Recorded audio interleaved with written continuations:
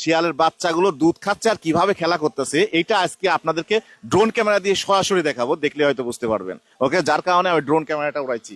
তো রেডি, পাঠায় দিচ্ছে এখন। হ্যাঁ, যাও যাও যাও, দেখেন লাইভে আমি যেটা সরাসরি আপনাদেরকে দেখাতে পারি নাই সেটা আমি ড্রোন ক্যামেরা দিয়ে আপনাদের সঙ্গে শেয়ার করতেছি।